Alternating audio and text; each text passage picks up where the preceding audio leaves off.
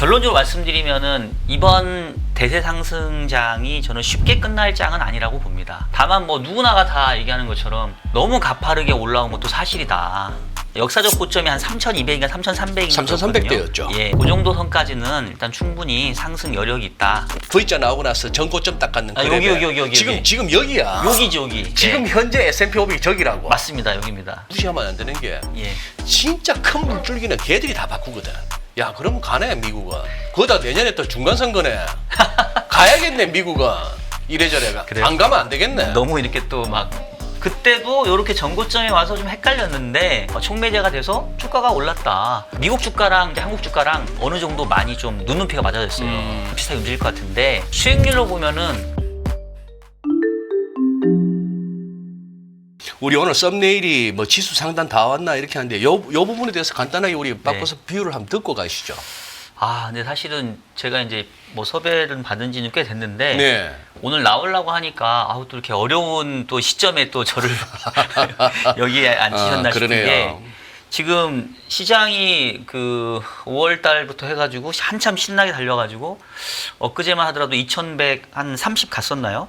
3,130. 그 3,000, 예. 네. 갔다가 지금 오늘 한 3,055.94 뭐 3일 연속으로 지금 약간 음봉이 났단 말이에요. 오랜만이에요, 그거는. 그러면 네. 사실은 이게 사람들이 오를 때는 뭐 한참 막 오를 것 같은 것처럼 느끼고 또 거꾸로 이러다가 좀 조정받으면 뭐지? 왜 또 약간 이제 다 왔나? 이제 이렇게 좀 헷갈려하는 시점에서 제가 와가지고 네. 저도 상당히 좀 곤혹스럽긴 한데 일단은 뭐 맞추려고 하는 게 아니라 그냥 제 솔직한 생각을 네. 말씀드리면 좋을 것 같은데 일단 기본적으로 결론적으로 말씀드리면은 이번 대세 상승장이 저는 쉽게 끝날 장은 아니라고 봅니다. 우리나라 대세 상승장 아니면 미국을 포함한 글로벌 증시의 대세 상승장. 저는 이제 우리나라 기준으로, 우리나라요. 네, 네. 우리나라 기준으로. 그래서 뭐 벌써 이제 고점을 다 보고 이제 뭐 다 볼장 다 봤다라고 얘기할 장은 아직은 아닌 것 같고 아직도 추가로 상승할 룸. 지난 뭐 3,130뿐만 아니라 역사적 고점이 한 3,200인가 3,300인가 3,300대였죠. 예, 그래서 네. 그 정도 선까지는 일단 충분히 상승 여력이 있다라고 저는 보고 있어서 아직 끝나진 않았다고 보는데 네. 다만 뭐 누구나가 다 얘기하는 것처럼 너무 가파르게 올라온 것도 사실이다. 좀 그런 면이 있었죠. 특히나 우리 소장님 또 워낙 그 기술적 그 지표 잘 아시잖아요. 네. 또 차트로 항상 이렇게 시장을 잘 보셨으니까. 근데 그 우리가 뭐 우리 투자자분들도 많이 아시는 그 기술적 지표 중에 RSI 상대 강도 지수 뭐 이런 게 있잖아요. 그래서 뭐 지난 영업일수 동안 뭐 며칠 올랐고 며칠 떨어지고 뭐 이런 걸로 이제 산출하는 걸로 알고 있는데 그 한때 RSI가 막 85인가 막 90인가 하고 이랬어요. 그랬어요, 맞아요. 그러니까 거의 정말 너무 과열권이었었던 것 같은데 지금 3일 정도 하락을 했음에도 불구하고 일본 기준으로 보니까 여전히 RSI가 75, 주봉 기준으로도 75, 주봉으로도. 월봉 정도가 한 65 정도. 수준. 교과서에서는 70부터가 과매수 국면이라고 가르치죠. 예. 그러니까 지금 3일 연속 조정을 받긴 했지만 여전히 과열권에서 완전히 벗어난 그런 그 가격대는 아니다. 그래서 일단은 뭐 상승 추세는 유효하지만 조금 쉬어갈 만한 타이밍은 된 것 같고 아직 조정 흐름이 완전히 끝났다고 보기엔 좀 어렵지 않나. 이게 일단 제가 생각하는 기본적인 시장에 대한 저의 판단입니다. 오늘 이제 특히 속상하다기보다는 좀 유난히 비교가 된 게 일본 니케이는 최근 6개월 내 최고치까지 가버렸어요.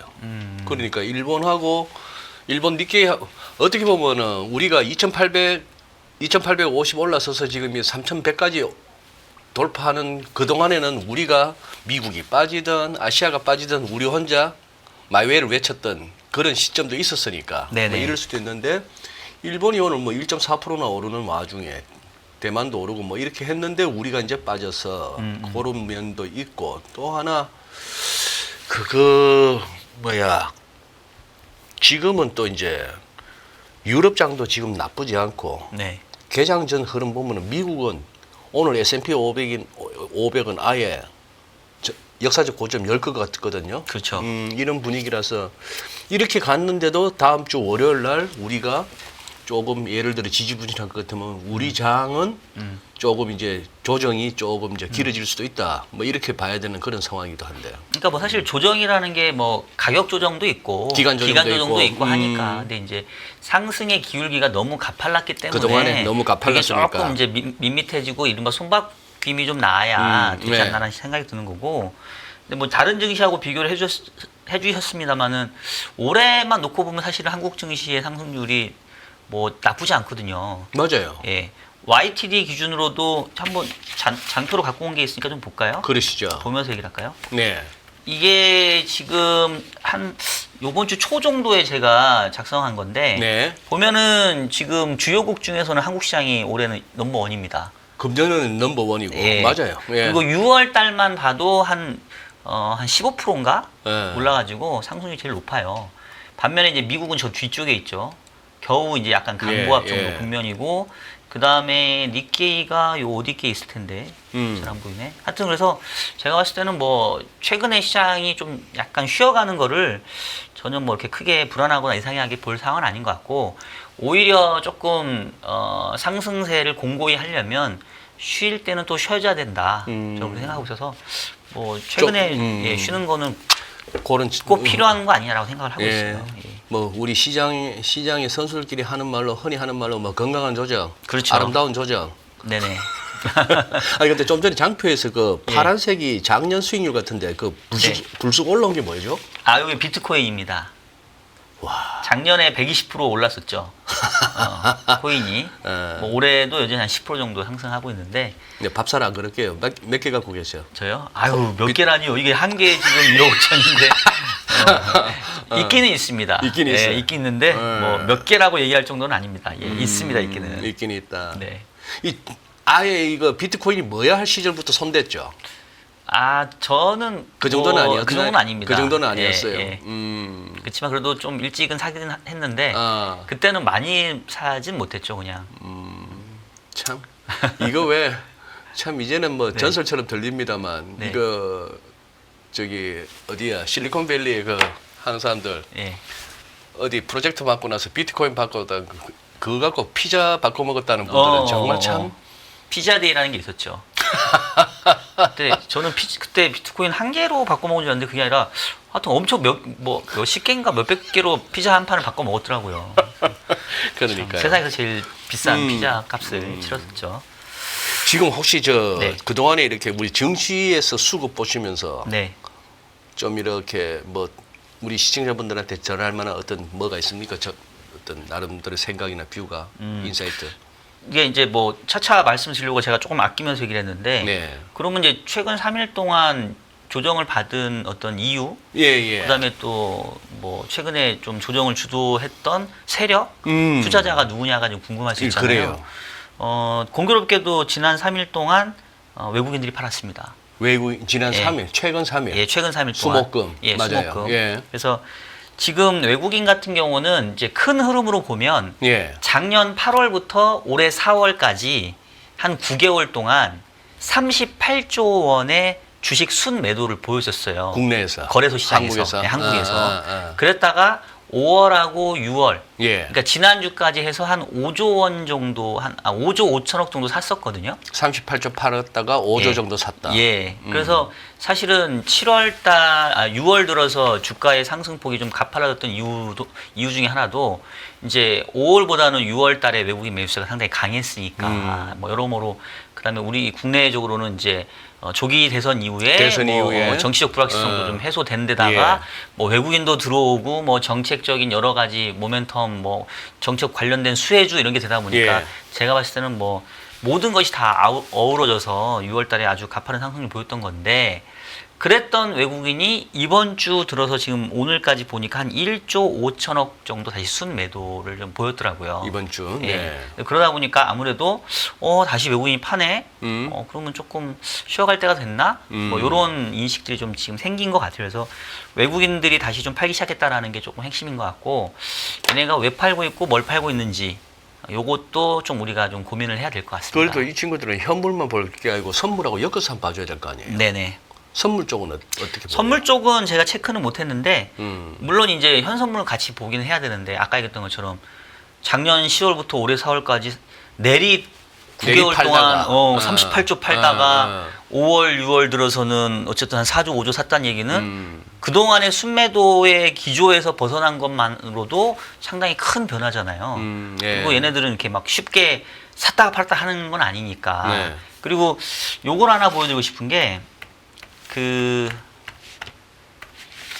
여기 장표 중에 왼쪽을 보시면 뭐 최근에도 MSCI 선진국 지수에 한국 시장이 편입이 되냐 마냐 해서 우리나라가 워치 리스트에 등재되느냐 마냐가 이제 이슈였는데 결국 탈락은 했어요. 예. 그래서 여전히 우리가 MSCI 중에서는 이제 신흥국 시장에 지금 머물러 있는데 지금 한 5월 중순께를 기준으로 보니까 한국의 비중이 한 10% 정도가 채 안 되더라고요. 네.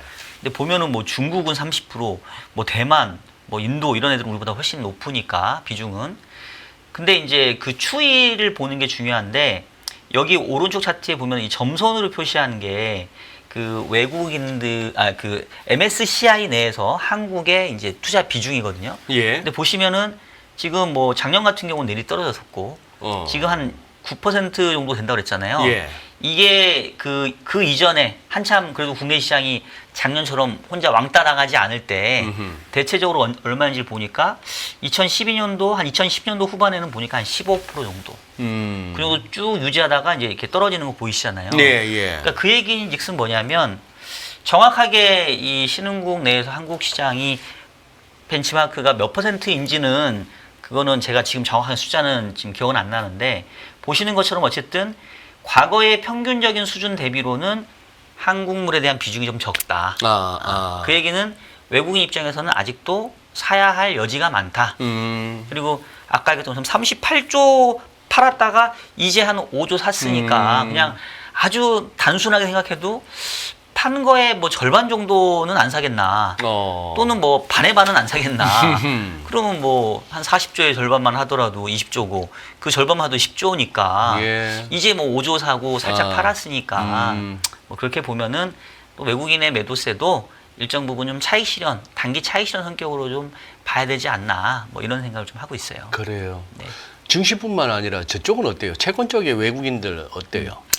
채권 쪽은 외국인들은 계속 순매수의 흐름을 보여주고 있어요. 순매수예요? 예. 근데 이게 조금 헷갈려 하시면 안 되는 게, 그러니까 외국인 자금들이 뭐 국내에서 어떠냐라고 얘기할 때 이제 주식하고 채권을 다 보는데 이 주식을 투자하는 외국인 성격하고 채권을 투자하는 외국인 성격 좀 차이가 좀 있습니다. 그래요? 예. 그러니까 예를 들면 그 채권을 투자하는 외국인들의 어떤 수요 목적은 뭐 여러 가지가 있는데 이제 대표적인 게 뭐 예를 들면 중앙은행들의 외환 보유고 다변화 수요. 예를 들면 뭐 다른 아시아 중앙은행들도 외환 보유고를 뭐 금이나 달러로만 가져가진 않을 거 아니에요. 네. 일정 부분 주변국들의 네. 통화도 이렇게 같이 섞어 간단 말이에요. 그래서 제가 한참 그 애널리스트 할 때 제가 기억에 남는 게 태국에 출장을 한 달에 한두 번씩 꼭 갔었어요. 태국에? 태국에. 그래서 이제 제가 출장 놀러 간다고 간 게 그러면 아니고? 그러니까 다 반응이 놀러 가는 거 아니냐. 네. 근데 저는 그때 태국 중앙은행에 저희 국채를 세일즈를 하러 갔었던 거였거든요. 아, 그래요? 예, 그래서 그런 수요들이 좀 꽤 있습니다. 예, 근데 이거는 이제 시장 상황하고 조금 무관하잖아요.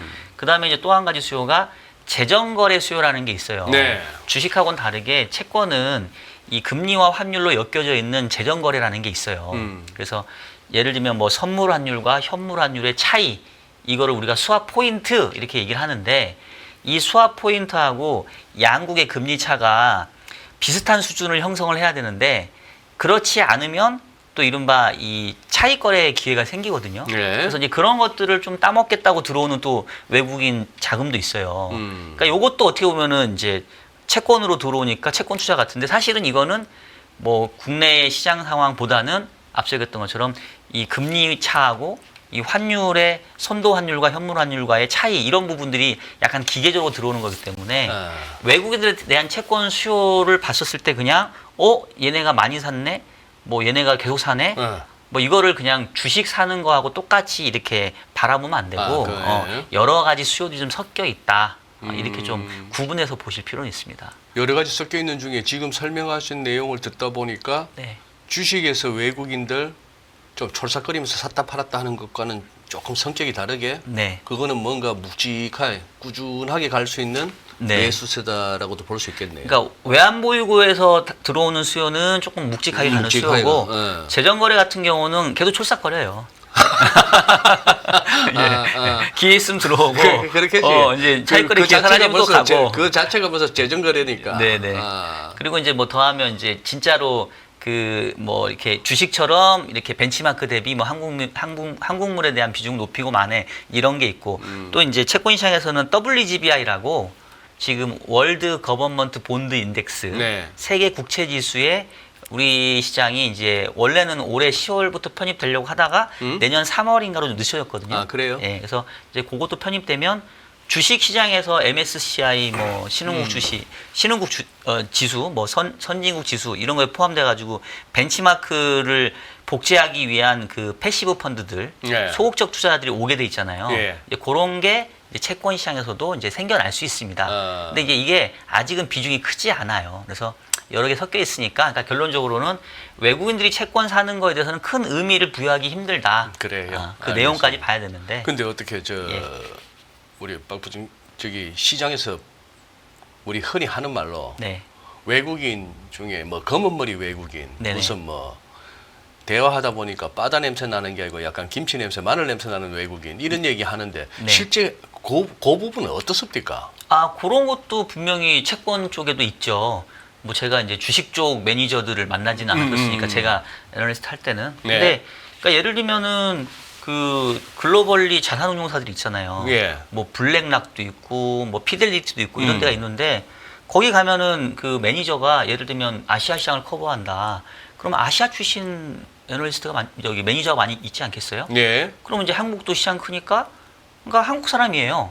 거기 매니저가. 또는 뭐 교포 2세고 뭐 한국말 잘해요. 생긴 것도 한국 이상 생겼고. 근데 이제 그들이 사면 어쨌든 뭐 저기 근데 우리가 흔히 말하는 잡히겠죠? 검은 머리 외국인이라는 것은 네. 그런 의미에 블랙락이나 피델리티에 소속되어 있는 네. 아시아계 특히 한국계 매니저는 그러나 분명히 수급 측면에서 외국이잖아요. 그렇죠, 그렇죠. 예. 근데 우리가 살짝 말하는 그 검은 머리 외국인이라고 할 네. 때는 약간 그거보다는 조금 뭔가 야로가 있다는 의미로 쓰는 거 아니야? 그렇지. 그 얘기구나. 글쎄요. 저는 그 부분은 그냥 쪽은 잘은 모르겠어요. 주식 쪽은 뭐 그런 게 있을 수는 있을 것 같아요. 그래요. 예. 근데 오케이. 제가 만나봤던 경우 중에서는 예. 예.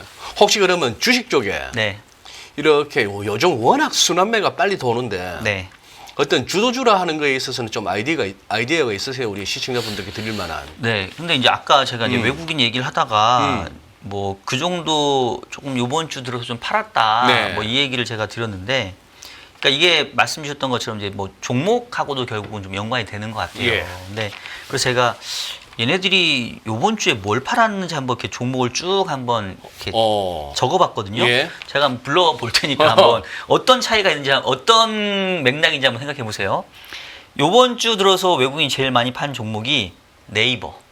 제일 많이 판 게. 요번 주에. 그 다음에 2등이 한국전력, 하나오션, SK하이닉스, 삼성 SDI, 미래에셋증권, 현대차, 레인보우 로보틱스, 하나에어로스페이스, 카카오. 결국은 뭐예요? 최근에 급등했던 종목들이네. 그렇죠. 딱 느낌 오시죠? 그러니까. 네. 예. 그러니까 제가 아까 외국인들이 요번 주 팔아서 이게 또 조정의 빌미가 된 것 같은데, 뭐 그동안 한참 팔았다가 조금 샀다가 이제 살짝 팔았기 때문에 이거 너무 이렇게 크게 걱정할 건 아니라고 생각했던 이유가 딱 종목을 보니까 말씀하셨던 것처럼 최근에 엄청 오른 종목들이에요. 그것도 뭐 이런 식으로 오르는 단기간에 막 이렇게 뚝뚝 올라왔던 것들. 예. 그래서 뭐 그냥 자연스러운 단기 차익 실현이네 뭐 이런 생각이 들었고, 네. 그럼 제가 이제 지금 순매도 종목 불러드렸으니까 순매수한 종목도 한번 제가 불러드려 볼까요? 예. 뭐 샀는지 궁금하지 않으세요? 예. 자, 잘 됐다. 요 이제 1부에서 이렇게 미리 듣고 나면은 이따 예. 분명히 2부에 가면은 위클리 리포트 할 때 김민수 대표가 네. 외국인 순매도 종목하면서 이거 예. 몰랐지 하는 차원으로 막 잘난 척하거든. 네. 그때 우리 이미 다 봤거든. 아, 그런가요? 아, 아니, 오늘은 제가 괜히 저 그러니까. 밥그릇을 좀 빼앗겼나 보네. 예. 그러니까 순매수 종목. 예, 왜냐면 이제 지금 시장은 사실은 매크로 얘기하는 거 별로 안 궁금하거든. 우리 매크로 투자자분들은. 지금은 매크로 얘기하면 그냥 예. 채널 돌리죠. 그렇죠. 그래서 궁금한 거, 뭘 궁금한지 이제 저도 실제 운용을 해보니까 알겠더라고 이제. 아, 이게 궁금하구나. 그러니까 며칠 쉬었는데 뭐 다 온 거야, 안 온 거야. 그 다음에 뭐 다 안 왔으면 뭐 언제 다시 가는 거야. 뭐 조정이 뭐야. 그 다음에 뭐 다시 간다면 뭐 때문에 가. 뭐 이런 거 사실은 제일 궁금하잖아요. 예. 그리고 이제 제일 궁금한 거 그럼 뭐 사야 돼? 뭐 이거.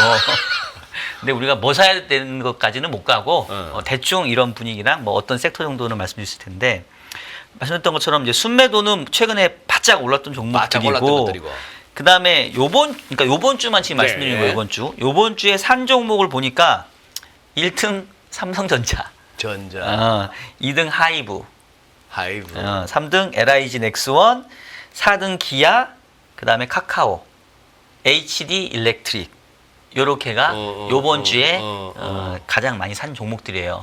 요건 또 뭐 공통점이 있을까요? 뭐 삼성전자가 그동안 계속 눌렸던 종목. 예. 이제 뭐 순환매라고 이것도 해보고 저것도 손대봤으면 이제 뭐 이제 안 간 놈 찾다 보면 그 삼성전자 일단 눈에 띄고. 네네. 현대차, 기아차 뭐 현대차 팔았으면 뭐 또 자동차 좀 담으려면 기아는 조금 손대야 될 거고. 그렇죠. 그다음에 아까 네이버 팔았는데 아까워. 카카오는 샀잖아. 예. 카카오는 지금은 네. 네이버냐 카카오냐 같으면 그렇지. 예. 일단 네이버는 재료 한번 나왔었고, 네네. AI 수석 그 재료가 한번 네네. 빵 한번 터졌고, 카카오는 지금 또 뭐 스테이블 코인 한 오죽하면 그래 뭐 카카오페이를 살라니까 거래 정지 되니까 그다음 네. 카카오 붙은 거 아무거나 막 사던 정도까지 왔으니 말되고 네, 또 하나가 맞아요. 뭐였죠? 그다음에 HD 현대일렉트릭. HD 현대일렉트릭. 예. 그쪽이야 뭐 전기 전력 관련해서는 꾸준히 살만하죠. 네네. 어. 그래서 이제 저는 뭘 느꼈냐면 우리가 이제 그 지금은 조금 그런 플레이가 덜한데 이제 그 해치 그 뭐라고 해야 되나 뭐 해치 전략 그걸 뭐라고 하지 해치 펀드의 전략 중에 보게 되면 그 페어 트레이딩이라는 게 있거든요. 페어. 예. 그러니까 뭐냐면 그 롱숏 전략 중에 롱숏 전략 중에 뭔가 사고 뭔가 파는 그 형태 그 차이를 통해서 이제 차익을 얻는 그런 거래 전략 있잖아요. 그거 PAIR이죠. FAIR F 아니죠. 뭐 스포츠 페어플레이 할 때 예, 페어가 아니고 PAIR. 그걸 겁니다 아마도. 네. 예. 그래서 결국 뭐냐면 이제 크게 보면은 이 롱숏 전략은 두 가지가 있단 말이에요. 하나는 이제 섹터 간. 그러니까 예를 들면 내가 지금 뭐 방산이 좋아 보인다. 그럼 뭐 방산 롱하고 뭐 예를 들면 뭐 안 좋은 게 뭐가 있을까요? 뭐 반도체가 안 좋아 보인다. 그럼 반도체 숏하고 이게 이제 롱숏 할 수도 있고 그다음에 이제 가장 많이 일반적으로 쓰는 게 섹터 내에서 네. 그 섹터 내에서 어떤 기업은 롱하고 어떤 기업은 숏하는 거거든요. 그 어떤 상대 가치에 맞아요. 의해서. 네. 근데 지금 제가 아까 요번 주에 외국인들이 순매도한 종목과 순매수 종목한 거를 제가 불러드린 이유가 예. 이게 가만히 들어보면 섹터 내에서 롱숏 거래를 한 것처럼 보이는 게 많이 있어요. 예를 들면 아까 했던 것처럼 SK 하이닉스는 요번 주 많이 팔았죠. 대신 삼성전자. 대신 샀어. 삼성전자 산 거예요. 그죠? 그 다음에 아까 또 뭐가 있었어요? 네이버하고 그쵸. 네이버와 카카오 마찬가지죠. 네이버 이번 주 많이 팔았잖아요. 근데 카카오는 샀단 말이에요. 카카오 산 거 확실해요? 요번 주. 이번 주? 요번 주 통으로. 요번 주. 오늘인가 어제랑 오늘에는 팔았는데 요번 주로 보면 그렇습니다. 그 다음에 아까 얘기했던 현대차는 팔았죠? 근데 기아차는 샀어요. 그래서 이거 보니까 약간 롱숏 플레이 뭐 비슷한 게 좀 왔나 보다. 그래서 그동안 많이 오른 건 좀 일부 차익 실현하고 조금 덜 오른 건 조금 담고. 실제 그건 어때요? 실무 현업 해보시면은 네. 더군다나 반기 말이잖아요. 6월 말. 네네네. 여기에 반기 말이면 혹시 포트폴리오 좀 조정을 해야 된다거나 네. 흔히 하는 말로 네. 이제 막연하게 검은 머리 외국인 하듯이 또 막연하게 이때 좀 나오면 시황에 자주 보는 게 또 네. 윈도우 드레싱은 주로 이제 뭐 좋은 쪽으로 땡기는 의미로 쓰기도 합니다만 네. 이 반기 말이라는 게 또 영향을 준 건 없나요? 혹시? 영향이 없진 않은 것 같아요. 없진 않다. 네, 그러니까 이게 사실은 제가 애널리스트 생활 오래 하다가 이제 운용 바이사이드 온 게 한 7년 8년 됐잖아요. 그래요. 근데 옛날에 근데 애널리스트 갈 때도 부장 아니었나? 그 말씀 또 하시네. 저희 회사는 진급이 늦습니다. 오케이. 그리고 제가 부장 중에서 나이 어린 축에 속하기 때문에. 오케이. 근데 옛날에는 시장 볼 때 그냥 뭐 어떤 투자자나 펀드 매니저들의 행태가 뭐 시장에 뭐 얼마나 영향을 미칠까 이제 그 부분은 생각 못 했는데 네. 와서 직접 보니까 뭐 단기적으로는 영향을 꽤 미치는 경우들이 많이 있어요. 대표적으로 말씀하셨던 것처럼 뭐 반기 효과, 분기 효과, 네. 연말 효과인데 저희도 지금 이제 뭐 저희 회사뿐만 아니라 대부분 회사가 이제 상반기가 끝나니까 하반기 뭐 경영 전략 회의 뭐 이런 거 한단 말이에요. 그렇죠. 예, 그러면 상반기 말 기준으로 성과해서 상반기에 뭐 수익률이 얼마였고 목표 대비 얼마를 달성했고 찍고 숫자가 되게 중요하단 말이에요. 그러네. 경영 전략 회의에서 막 전 임원들 맞아. 전 직원 앞에서 막 발표해야 되는데 상반기는 뭐 돈을 별로 못 벌었고요. 뭐 수익률이 뭐 시장보다 뭐 뒤쳐졌고 이런 얘기 하면은 분위기 안 좋거든요. 그 분위기 안 좋은 게 아니라 네. 좀 뭐 그렇지. 그렇죠. 예, 예. 그래서 상당히 상반기 말 숫자가 중요하더라고요. 그래서 아마도 뭐 상반기 말 기준으로 좀 뭔가 수익을 확정하거나 뭐 이러고 하려고 하는 수요도 저는 충분히 있었을 것 같고, 근데 다만 이제 그게 어제까지가 기준이었더라고요. 네. 왜냐하면 이제 주식은 T+2 결제니까 어제까지 거래를 끝냈어야 이게 이제 결제일로 기준으로는 30일 다음 주 월요일 날 결제니까 어제까지는 이제 그런 거래가 좀 있었을 수도 있었겠다. 근데 이제 오늘 하는 거래는 이제 그거와는 조금은 결이 다를 수는 있죠. 예. 그러면은 보자. 벌써 한 30분 가량을 이제 주식시장 위주로 제가 여쭤봤는데 네네. 우리 또 박 박사는 또 어쨌거나 본투비 채권쟁이니까 이거 지금 네. 우리가 불과 한 2주 전만 하더라도 미국채 10년물 4.5 넘느냐 30년물 5% 넘느냐 그러면은 좀 추운데 뭐 이런 소리 하고 있다가 네네. 지금 이제 많이 내려왔어요. 네. 지금 4.27이네 10년물이 네. 그런 상황인데 저 나름대로 보기로는 이 4.2%라는 이게 기술적으로는 꽤나 중요해요. 4.2도 무너지면은 많이 이 국제 수익률이 더 하락할 여지도 있어 보이고 하는데 네. 지금 그동안에 우리 인포맥스 라이브뿐만 아니라 많은 곳에서 다뤘습니다만 이거 그 SLR 네. 뭐 보완적 레버리지 네. 비율 네. 이거 지금 뭐 안이 확정됐나요? 아니면 이거는 거의 뭐 확정각인가요? 네, 지금 거의 확정이 된 것 같아요. 그 FRB하고 의회에서 이제 그 법안을 제가 알기로는 통과시킨 걸로 알고 있거든요. 네네. 그래서 이게 이제 언제 적용되는지만 조금 남은 것 같고 일단은 통과된 것 같고 이제 혹시나 우리 시청자분들 중에서 네. SLR이 무슨 뜻인지 무슨 의미인지 이제 모르는 분이 계실 수도 있으니까 네. 예. 말씀드리면 이게 이제 보완적 레버리지 비율 해가지고 SLR 이렇게 부르는데 Supplementary 레버리지 Leverage 레이쇼. Ratio. 예. 예. 근데 이게 뭔 뜻이냐면 네. 그 미국에 있는 뭐 IB들 흔히 말하는 금융 회사들이 뭐 여러 가지 자산을 들고 있을 거 아니에요. 뭐 네. 대출도 해줄 거고 뭐 어떤 증권에 투자할 수도 있고 뭐 주식도 투자하고 뭐 채권에도 투자하고 이럴 거 아니에요. 그러면 그렇죠. 가지고 있는 총 자산이 예를 들면 뭐 100억이다. 100억이다. 100억이다라고 하면 이 보완적 레버리지 비율이 예를 들면 5%라고 하면 이 내가 투자해서 가지고 있는 총 자산 100억 중에 내가 적어도 내 자기 자본 에쿼티로는 한 5억을 들고 있어야 된다.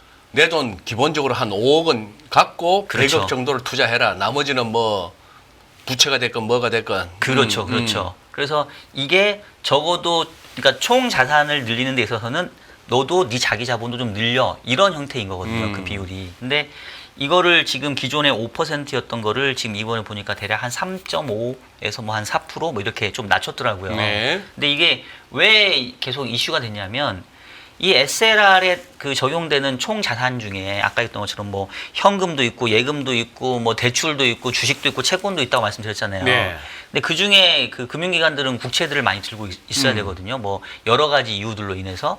근데 딱 봐도 이거 국채하고 예를 들면 주식이나 대출하고는 서로 위험의 수준이 다를 거잖아요. 위험도가 다르죠. 그렇죠. 그럼 위험 가중치라는 거를 둬야 되는데 이 SLR 비율에는 위험 가중치가 없어요. 그냥 똑같아요. 아하. 국채를 1억 들고 있으나 주식을 1억 들고 있으나 대출을 1억 들고 있으나 똑같은 총 자산에 포함시켜버리는 거예요. 그러면 그 금융기관 입장에서는 아까 했던 것처럼 여러 가지 이유로 국채를 가지고 있었다고 말씀드렸는데 네. 왜 여러 가지 이유로 필요하냐면 금융기관들은 이른바 파생상품 거래를 하잖아요. 여러 가지. 예. 파생상품 거래할 때 증거금으로 국채가 필요합니다.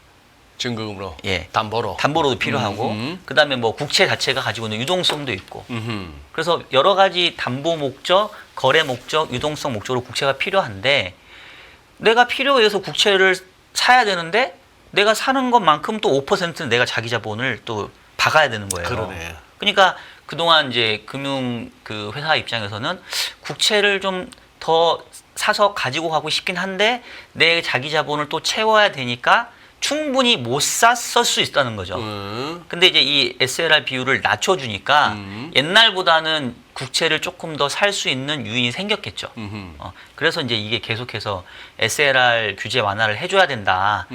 왜냐하면 가뜩이나 지금 미국 입장에서는 계속해서 채권 발행을 해야 되잖아요. 예. 근데 지금 소장님 얘기했던 것처럼 국채 금리가 어느새 다행히 4.2대에 떨어졌지만 한때 10년짜리가 4.6% 넘어갔고 그러니까요. 30년짜리는 한때 5.15 막 1을 넘어갔단 그랬어요. 말이에요. 예. 근데 지금 미국 재무부는 계속 채권 발행해야 되는데 그래서 이제 수요를 보강할 수 있는 하나의 수단으로 SLR 규제를 좀 완화해야 된다라는 얘기가 그동안 계속 시장 내에 있었어요. 근데 그거를 이제 이번에 해준 거죠. 그래서 조금 뭐 어느 정도 우호적으로 작용하고 있는데 다만 이제 저는 조금 아쉬운 게 이것도 나쁘진 않은데 근본적인 해결책은 아까 했던 것처럼 가중치를 달리해주면 제일 좋은데 그러니까 예를 들면 국채는 위험이 없으니까 이제 만기까지 들고 가면 그럼 얘는 아예 그 총 자산에서 빼줘버리던가 빼줘버리든지 아니면 뭐 가중치를 얘는 뭐 0.5를 주던가 그럼 훨씬 많이 살 수 있었을 텐데 요번에 보니까 가중치 조절했다는 얘기는 안 나오더라고요. 네. 그냥 전체적인 SLR 비율만 이제 완화시킨 쪽으로 나와서 그래도 안 해주는 것보단 나은데 비율까지 조절했으면은 미국채에 대한 수요가 상당히 많이 늘어날 수 있었을 텐데 지금 거기 그건 지금 좀 미 아쉽다. 의회에서 어느 정도 진전이 있는 거죠 지금? 예, 그거 있는 걸로 알고 있어요. 지금 연준에서는 뭐 8대 5인가 5대 3인가 통과가 됐고요.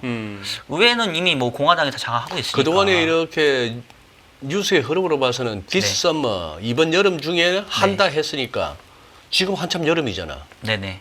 6, 7, 8 네. 중순까지 조만간에 한다 보고 이제 대충 시장에서 이제 생각하는 게 지금은 미국채 수익률이 오르는 것보다는 네. 이렇게 안정적으로 내리는 네. 뭐 시장이 막 자산 시장이 부러지는 가운데에 야야야 그래도 미국채야 하면서 미국채로 안전자산으로 매수가 몰려서 국채 수익률이 뚝뚝뚝 떨어지는 그런 것이 아니고 네네. 꾸준히 떨어지는 그런 걸 이제 원하는데 그러기 위해서 지금 계속 하는 얘기가 장기물 수요는 요걸로 만들어내고 네. 베센트가 우리는 10년물 중요하게 봐야 하는데 요거 하고 네. 또 이제 많은 분들이 또 스테이블 코인 얘기하는데 보면은 그걸로 단기채를 사게끔 한다. 네네. 그렇게 해서 국채 수익률 위로 뜨는 거는 누를 수가 있다. 거기에는 동의하세요? 맞는 얘기입니까 그게? 그러니까 정책이 원하는 방향이 앞서 얘기했던 것처럼 금리를 떨어뜨린 쪽이니까 떨어뜨린 쪽이니까. 수요 기반을 확대하는 차원에서 이제 어떻게 보면 꼼수 같은 거죠. 약간의. 네. 근데 지금 뭐 최근에는 이제 금리 얘기가 별로 안 나와서 저도 이렇게 막 우리 시청자분들 안 궁금해할 것 같아서 별로 길게 얘기하고 싶진 않은데 근데 중요해요. 지금은 왜 중요하냐면 이걸 주식시장하고도 연결시킬 수 있는 게 지금 결국은 이제 우리 시장이 뭐 한 3일 정도 쉬었으니까 또 아까도 조금 쉬어갈 필요가 있다라고 말씀드렸잖아요. 네. 그럼 이게 다시 상승세를 재개하려면 모멘텀이 있어야 될 거 아니에요. 글쎄. 근데 저는 그 중에 하나가 미국 주가가 다시 상승세를 재개하면 분명히 한국 주식시장에도 상승 동력이 될 것 같거든요. 근데 미국 주가는 지금 뭐 나스닥이야 뭐 신고가 좀 갱신하려고 하긴 하지만 올해까지의 성과로 보면은 나스닥은 그냥 계속 박스권 횡보란 말이에요. 전고점을 뚫고 확실하게 올라가는 모습을 못 보여줬단 말이에요. S&P는 뭐 지수 차원에서는 오늘 밤이라도 네. 가능하고. 예. 근데 그치만 뭐 아주 의미 있게 확 뚫어낸 게 아니라 이제 계속 그 찔끔찔끔 이러고 있으니까. 그래서 미국 주가가 확실하게 신고가를 갱신하면서 다시 상승세를 재개한다면 그게 또 국내 시장이 이제 조정을 마무리하고 다시 상승할 수 있는 기회가 될 것 같은데, 그러려면 이제 필요한 것 중에 하나가 이제 아까 얘기했던 것처럼 금리가 좀 안정화돼야 되고, 안정화돼야 된다. 그리고 플러스 이제 연준의 금리 인하가 좀 있어야 되고, 요 얘기는 조금 이따 다시 하실 것 같고. 근데 이제 그런 차원에서 그러면 시장 금리를 떨어뜨릴 수 있는 게 뭔데? 앞서 얘기했던 것처럼 기본적으로 미국은 계속 지금 국채를 찍어내야 되는데 이걸 누가 사줘야 되는가 보니까 옛날에는 미국을 제외한 다른 나라들이 많이 사줬죠. 근데 요즘에는 다른 나라들이 안 사준단 말이에요. 일본도 그 4월 달에 쇼크 났었을 때 일본이 팔았고요. 예. 중국도 일부 제가 봤을 때는 좀 우회해서 판 것 같고. 예. 그러니까 이제 미국 재무부 입장에서는 아 이거 미국채에 대한 수요가 예전 같지 않은데 그럼 새로운 수요처를 창출해낼 수 있는 수단이 뭘까? 그렇게 해서 이제 뭐 저는 꼼수라고 표현했습니다마는 찾아낸 방법이 소장님이 얘기하셨던 것처럼 SLR 규제 완화를 통해서 IB들의 국채의 수요에 여력을 넓혀주는 거 하나. 그다음에 스테이블 코인 시장을 확 키워가지고 지금 테더나 서클이나 기본적으로 이 달러와 연동된 스테이블 코인을 발행을 하려면 무조건적으로 준비 자산을 가지고 있어야 되거든요. 왜냐하면 이게 스테이블 코인이라는 게 그냥 옛날에 그 금태환 달러하고 똑같은 거예요. 예. 내가 어디든지 가서 달러화를 주면 그 달러화만큼 금으로 바꿔준다라는 게 금태환의 핵심이잖아요. 그러면 그 얘기인 즉슨 그 은행이 또는 이 달러화를 찍어낸 미국 정부가 언제든지 달러를 제시하면 그만큼에 상응하는 금을 줘야 되기 때문에 금을 보유하고 있어야 돼요. 준비자산으로. 그렇죠. 이 스테이블 코인도 구조가 똑같거든요. 그러니까 이 스테이블 코인을 찍어내는 테더나 뭐 저기 서클이나 이런 애들은 그 스테이블 코인을 USDT, USDC를 발행하는 족족 원래는 달러를 갖고 있어야 돼요. 원래는. 네, 원래는. 그리고 그 달러를 현금으로 갖고 있으면 노니까 미국 채권을 들고 있어야 되겠죠. 그러니까 스테이블 코인 시장을 미국이 계속 키우려고 하고 트럼프가 핵심 정책으로 하려고 하는 이유는 야, 이거 스테이블 코인, 달러 스테이블 코인 키우면 미국채를 살려고 하는 수요가 더 많아지겠네. 그래서 이제 양쪽으로 키우고 있거든요. 네. 그래서 저는 뭐 충분히 훌륭한 어떤 정책적인 수단은 되겠다. 그리고 그게 거기서 나오는 많은 전문가분들의 우려 중에 하나가 네. 1 스테이블 코인이 1 US 달러. 네. 요게 그냥 딱 현금으로 그만큼 딱 보관되어 있으면은 안전하겠는데 네네. 이걸 국채로 예를 들어서 보유하고 있다. 네. 그래서 심지어 뭐 스테이블 코인은 이자도 붙을 수도 있다. 국채 이자 받는 만큼 이런 얘기까지도 나오지만 네. 다 좋은데 그러나 네. 우리가 금융위기 상황이나 실리콘밸리 은행 같은 사태가 났을 때 네. 이게 당연히 한번 무너질 수 있는 거 아니야. 그렇죠. 그렇게 됐을 때 그러면은 1 USD 꼴로 1 달러가 안 될 수 있는 거 아니야. 그렇죠. 그게 제일 리스크라고 보는데. 그렇죠. 그러니까 그러면 이거 네. 스테이블도 아니네. 안 스테이블, 프레즐이네. 그래서 그 루나 테라 뭐 사건이 있었잖아요. 예. 그거는 뭐 채권도 아니고 그 무슨 뭐 알고리즘 담보라며. 예. 그러니까 야 진짜 아이디어는 진짜 신박하다. 그러게요. 천재급이다. 그러니까 결국 이게 뭐냐면 신뢰의 문제예요. 신뢰. 예, 그렇게 따지면 보세요. 그 미국이 금태환을 정지했던 1971년도에 닉슨 쇼크 있을 때 닉슨 대통령이 왜 금태환을 정지했겠냐고요. 아니 뭐씨 갖고 있는 금보다도 더 찍어낸 게 많아요. 그렇죠. 금 내놔라 하는데 금이 있어야 주지. 그러니까 그때 뭐 배째라 한 거지, 기록에 의하면 뭐 한 4분의 1 정도밖에 안 갖고 있었네. 어쨌든 그랬단 말이에요. 근데 그런 일이 터지기 전까지는 어쨌든 달러를 믿고 거래를 했잖아요. 근데 어느 순간 보니까 야 미국 쟤네들 아무리 봐도 충분한 금이 없는 것 같은데 우리가 계속 저렇게 달러를 금의 대용치로 믿어도 돼?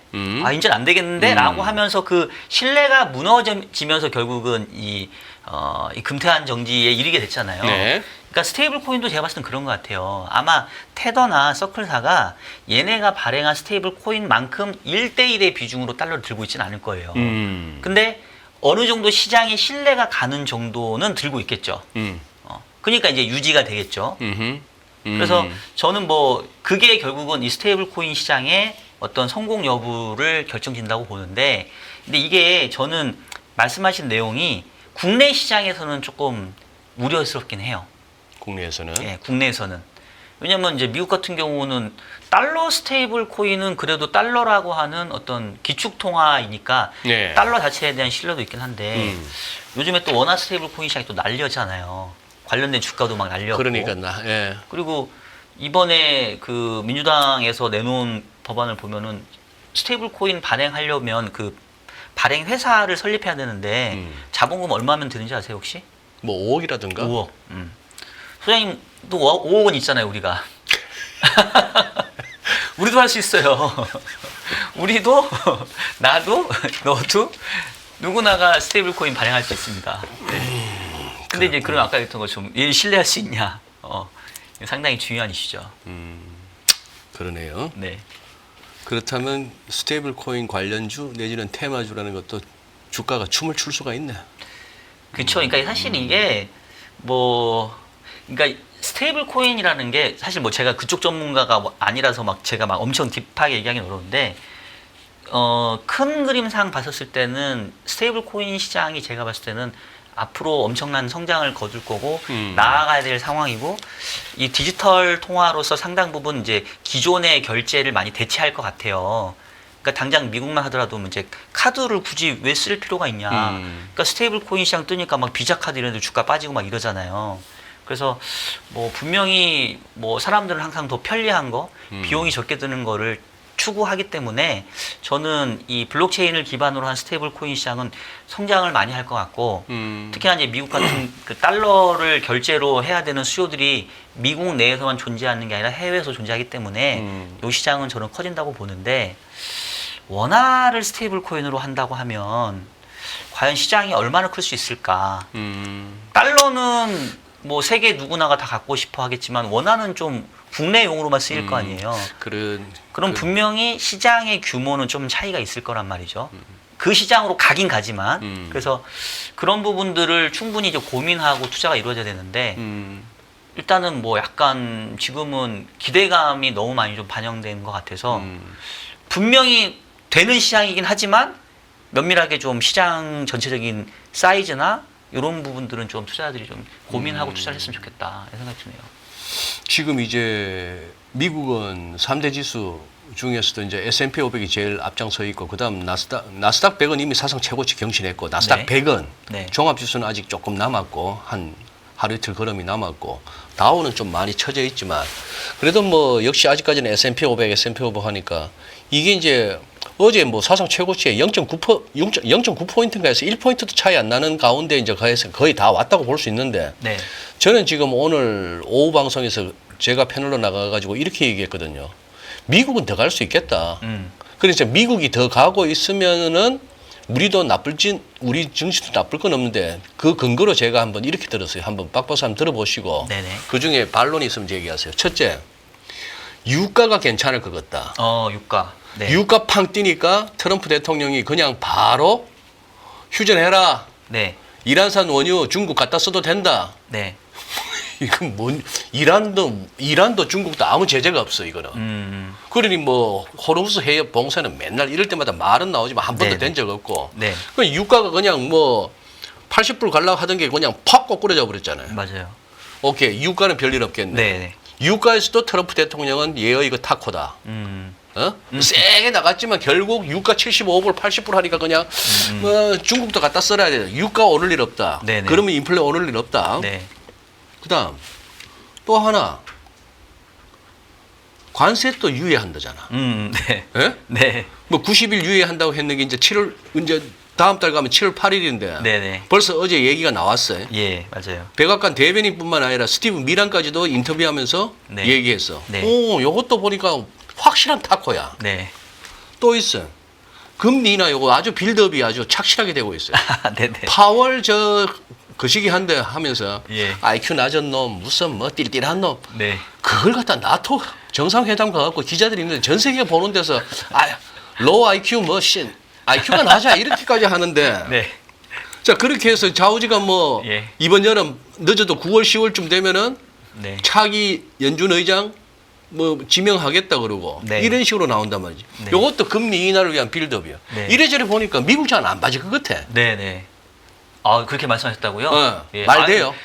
저하고 자리를 바꾸셔야 될 것 같은데. 말 되는 요거 건가? 물어볼 걸. 예. 저도 동의를 하고요.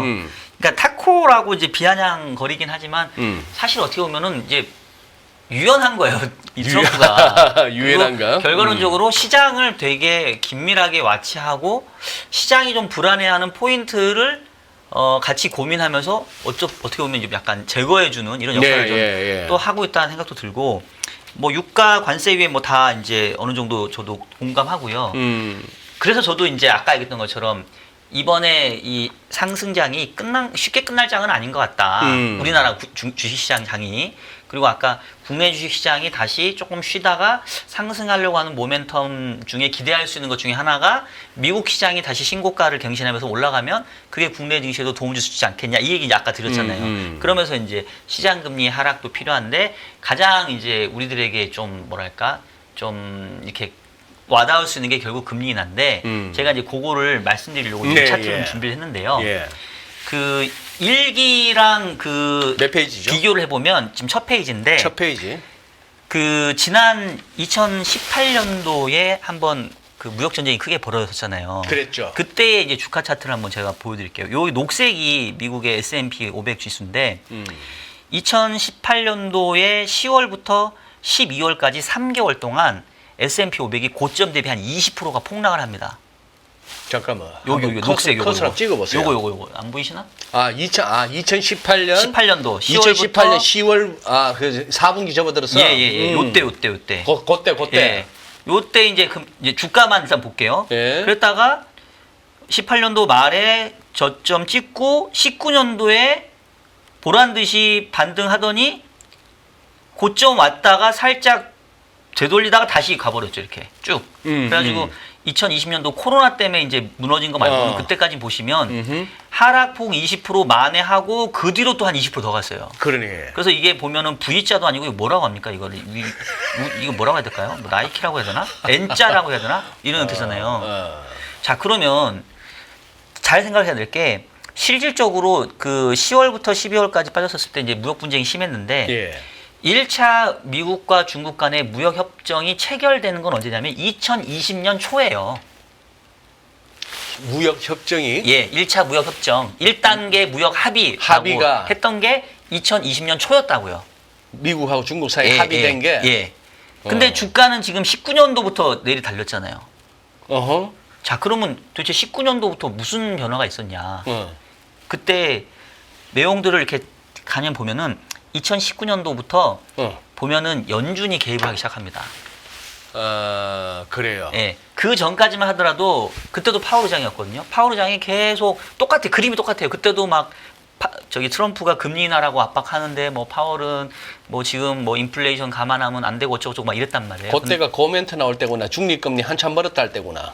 그때가 아마 비슷할 거예요. 2018년 고물이야. 그랬었는데 갑자기 19년도 1월 4일 날 무슨 어디 신년회 같은 데 가가지고 파월 의장이 이제 우리 이제 뭐 긴축 기조를 조금 고민해 보겠다.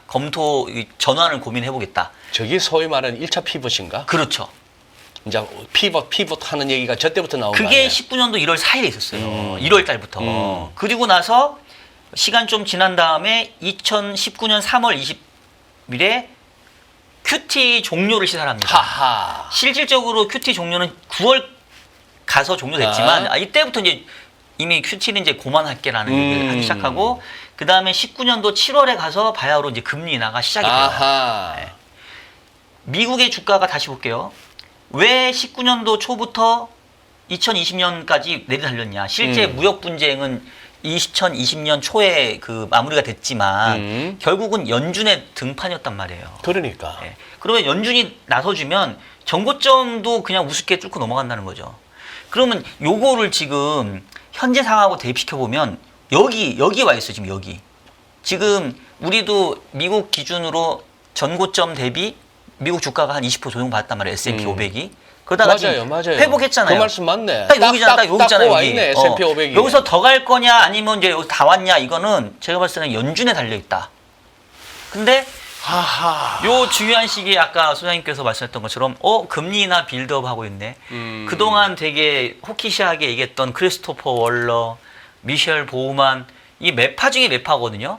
특히 미셸 보우만은 지난번에 50bp 금리 인하 할 때 혼자 손들고 저는 반대인데요. 나는 반대일세. 예. 했던 분이 갑자기 7월달 금리 인하를 이 두 사람이 꺼낸단 말이에요. 원로 혼자 외치고 있었는데 네. 갑자기 보험한 이사가 예. 저는 솔직히 얘기하면 이 사람들 너무 근데 이게 왜 그러겠어요. 다 트럼프가 지명한 사람들이란 말이에요.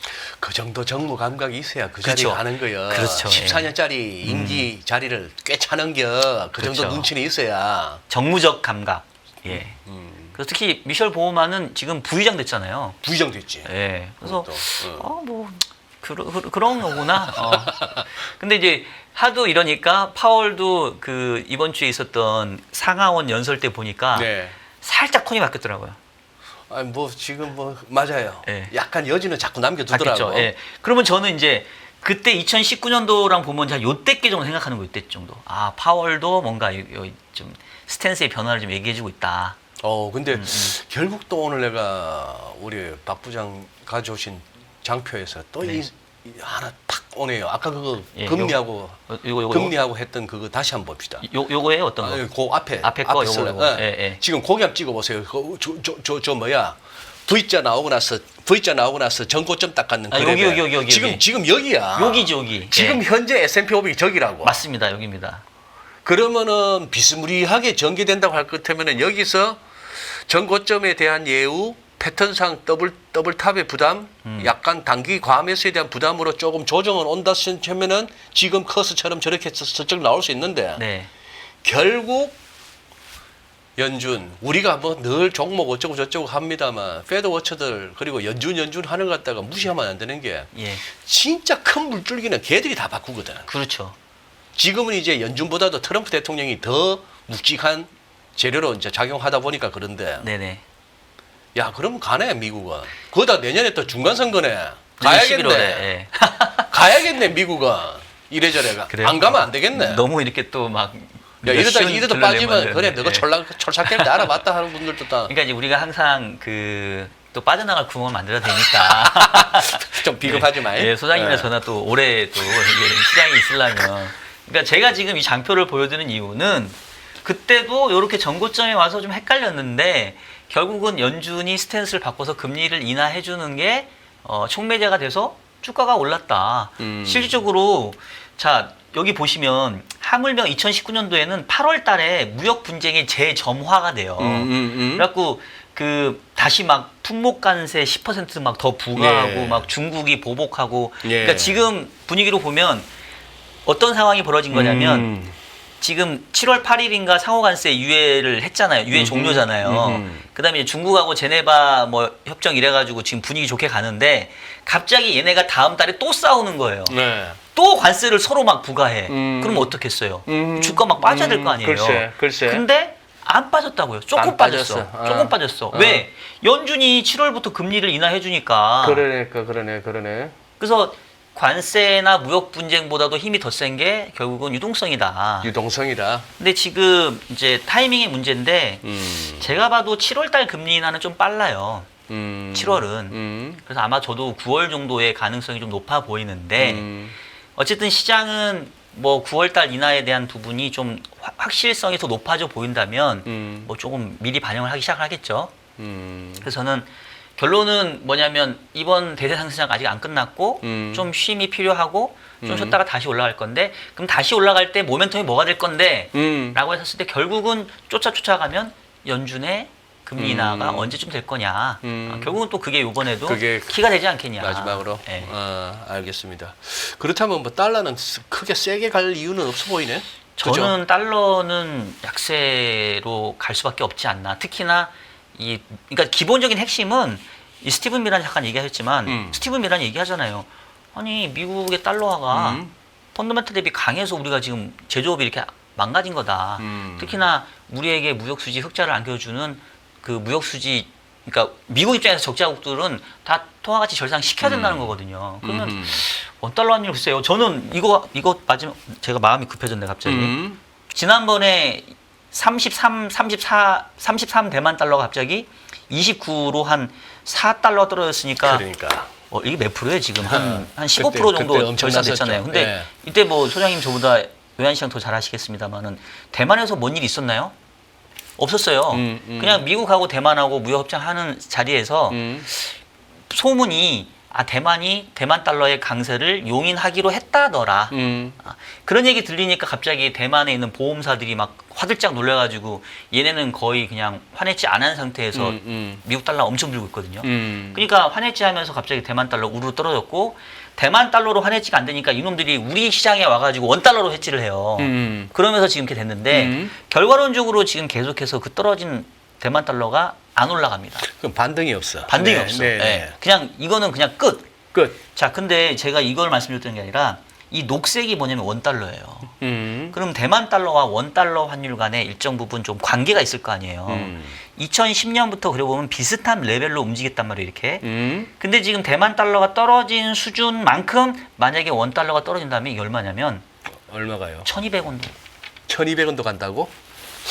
그러니까 요걸로만 보면 요걸로만 보면 대만 달러가 절상된 그 만큼 수준을 간다면? 이 차트상에서 그냥 겹쳐보면 우리가 1,200원대 가도 별로 할 말 없는 환율이에요. 네. 그렇게. 그래서 제가 요즘에 얘기하는 게 미국 자산보다는 한국 자산이 그래도 낫다. 왜냐하면 원화가 강세고 저 달러 좀 약세일 수 있으니까. 그러니까 주가로 봤을 때는 지금은 미국 주가랑 이제 한국 주가랑 어느 정도 많이 좀 눈높이가 맞아졌어요. 그래서 지금은 주가는 비슷하게 움직일 것 같은데 수익률로 보면은 달러 자산보다는 저는 오히려 원화 자산이 여전히 환효까지 감안하면은 좀 유리하지 않냐. 그 얘기를 좀 드리고 싶었네요. 알겠습니다. 네. 그래요.